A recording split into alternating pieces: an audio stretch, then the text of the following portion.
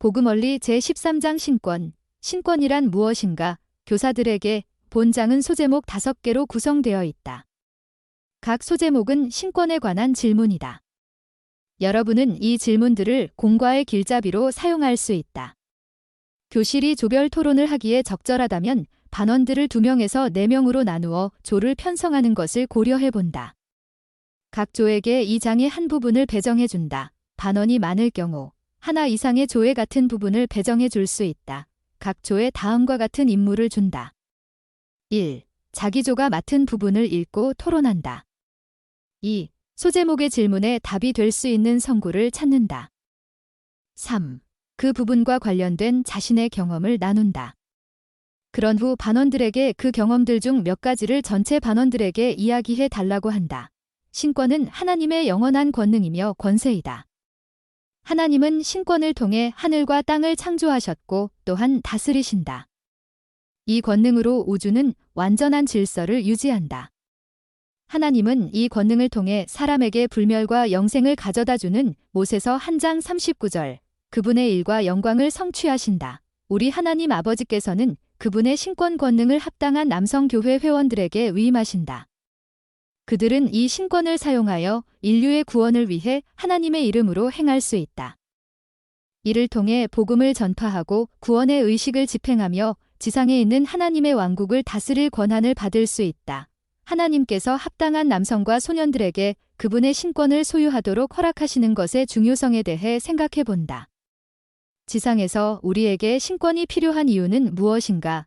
침례, 확인, 성찬 집행, 성전 결혼과 같은 복음의 성스러운 의식을 행할 때 하나님의 이름으로 행할 신권 권세가 있어야 한다. 만일 신권을 소유한 사람이 아무도 없다면 아무리 성실한 사람이 했더라도 그 의식은 주님에게서 인정받지 못한다. 마태복음 7장 21에서 23절 신앙개조 제5조 참조. 이러한 중요한 의식은 지상에서 신권을 소유한 자들이 행해야 한다. 예수 그리스도 후기 성도 교회를 감리하고 세계 모든 지역에서 교회 일을 지휘하기 위해서는 신권이 필요하다. 그리스도께서 지상에 계셨을 때 그분은 사도들을 택하고 성임하여 그분의 교회를 인도할 수 있게 하셨다. 그분은 사도들에게 그분의 이름으로 행할 수 있는 신권의 권능과 권세를 주셨다. 마가복음 3장 13에서 15절, 요한복음 15장 16절 참조. 지상에 신권이 필요한 또 한 가지 이유는 우리가 주님의 뜻을 이해하여 그분의 목적을 수행하기 위해서이다. 하나님은 자신이 인정하신 지상의 신권 대표, 즉 선지자에게 그분의 뜻을 계시하신다. 교회 회장인 선지자는 모든 교회 회원과 지상에 있는 모든 사람에게 하나님의 대변자로 봉사한다. 의식을 집행할 때 올바른 권세를 갖는 것은 왜 중요한가? 인간은 어떻게 신권을 받는가? 주님은 지상에 있는 그분의 아들들에게 그분의 신권을 주기 위하여 질서를 세우셨다. 교회의 합당한 남성 회원은 복음을 전파하고 그 의식을 집행하기 위해 권세 있는 자에 의한 안수로 신앙개조 제5조 신권을 받는다. 모세 시대와 같이 오래전에 살았던 사람들도 같은 방법으로 신권을 받았다.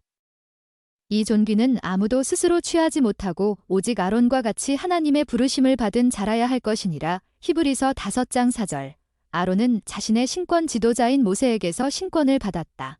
출애굽기 28장 1절 참조. 신권을 소유한 사람만이 다른 사람들을 성임할 수 있으며 그들은 그 성임의 열쇠를 소유한 이들이 승인할 때에만 그렇게 할 수 있다. 본 교제 제14장 참조. 인간은 신권의 권능과 권세를 사고 팔 수 없고 또한 그 권세를 스스로 취할 수도 없다. 신약전서에서 우리는 그리스도의 사도들이 교회를 감리하던 시대 사람인 시몬에 대한 기록을 읽을 수 있다. 시몬은 개종하여 침례를 받고 교회에 속하게 되었을 때 사람들은 능수능란한 마술사였던 그에게도 하나님의 권능이 있다고 믿었다. 그러나 시몬에게는 신권이 없었으며 그 자신도 그 사실을 알았다. 시몬은 진정한 하나님의 권능이 사도들과 교회의 다른 신권 지도자들에게 있다는 것을 알았다. 그는 지도자들이 신권을 사용하여 주님의 일을 하는 것을 보고 그 권능을 갖고 싶어 했다.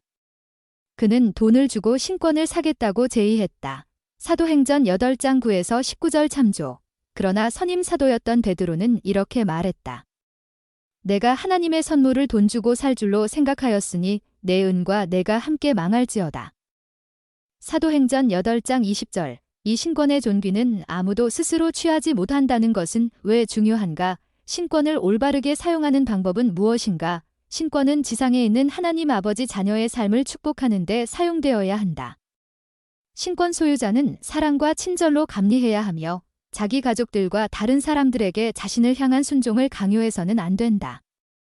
주님은 신권 권능이 의의 원칙이 아니고서는 통제될 수 없다고 말씀하셨다. 교리와 성약 121편 36절 참조. 신권을 부나 명성, 기타 이기적인 목적을 획득하기 위해 사용하려고 할 때 보라. 여러 하늘은 스스로 물러가며 주의 영은 심히 슬퍼하나니 주의 영이 물러가면 그 사람의 신권 곧 권세는 아멘이다. 교리와 성약 121편 37절. 설득으로, 오래 참음으로, 온화함과 온유함으로, 그리고 거짓 없는 사랑으로. 교리와 성약 121편 41절. 신권을 행사할 때 그 사람은 자기 가족과 다른 사람들을 위해 놀라운 일을 무수히 행할 수 있다. 그러나 그는 칭례를 주고 확인을 하며 성찬을 집행하는 의식의 열쇠를 가진 사람에게서 위임을 받아야만 그러한 의식들을 베풀 수 있다. 신권 소유자는 병자를 축복하거나 자기 가족들에게 특별한 필요 사항이 있을 때 그들을 격려하고 보호하기 위해 신권 축복을 줄 수 있다. 또한 다른 가족들이 부탁하면 그들에게도 이러한 의식과 축복을 줄 수 있다. 지부회장, 감독, 정원회 회장, 스테이크 회장, 선교부 회장과 같은 부름을 받은 사람은 신권 권세를 사용하여 교회를 감리한다. 교회에서 여건이나 교사직분에서 봉사하는 모든 남성과 여성은 신권 지도자가 하는 지시와 성신의 인도에 따라 일한다.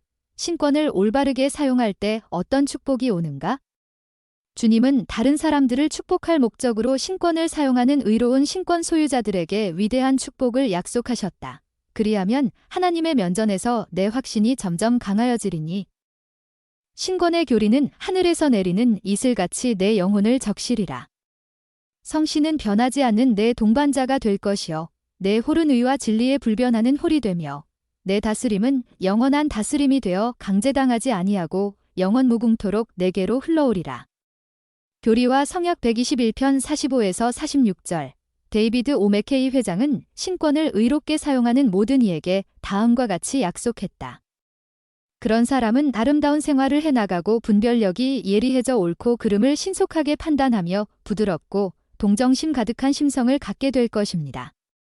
반면에 그 사람의 영은 의를 지키기에 강하고 용감하여 신권이 결코 그치지 않는 행복의 근원, 즉 영생을 솟게 하는 생수의 샘임을 알게 될 것입니다.